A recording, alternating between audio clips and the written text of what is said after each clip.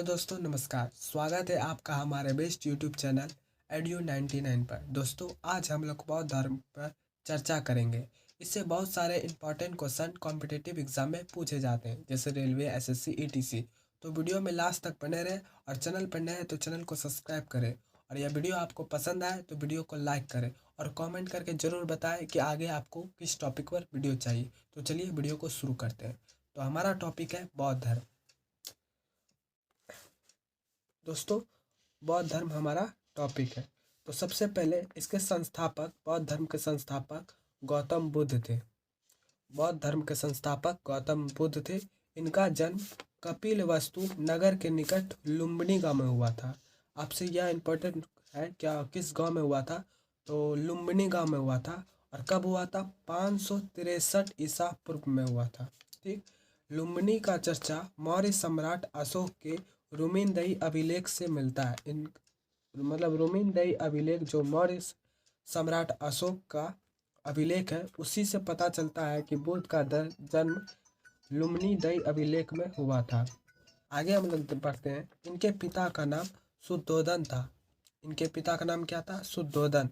शाक्यगण के प्रधान थे। इनके पिता शाक्यगण के प्रधान थे। माता का नाम महामाया, और जो कोल्य गणराज, कोल्य वंश की कन्या थी, कोल्य गणराज। ठीक।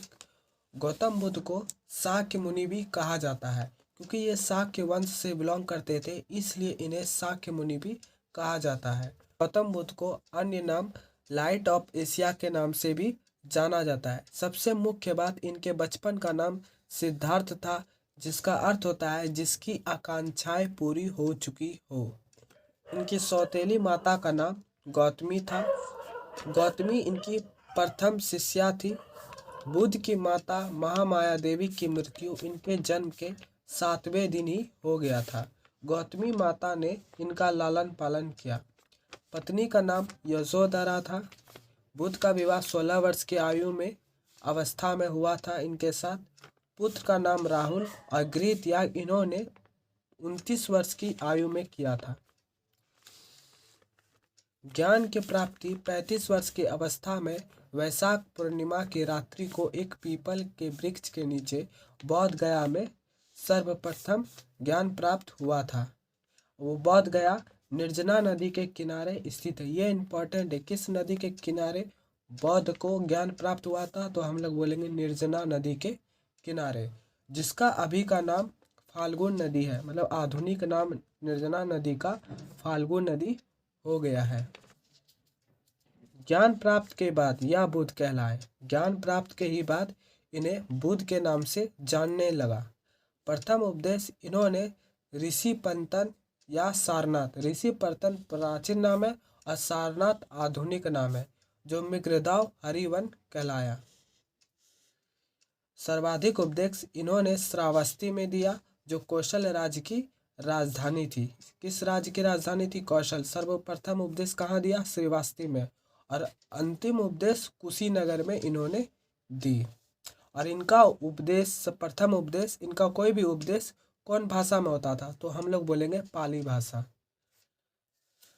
बुद्ध के गुरु, बुद्ध के प्रथम गुरु अलार कलाम नाम थे, जो बुद्ध के पहले गुरु कहलाए, जो इन्हें राजगीर में मिले थे। इन्हें सांख्य दर्शन के आचार्य थे, या इन्हें सांख्य दर्शन के आचार्य भी कहा जाता है। दूसरे गुरु का नाम था रुद्रक रामपुत। इन्हें वैशाली में मिले थे।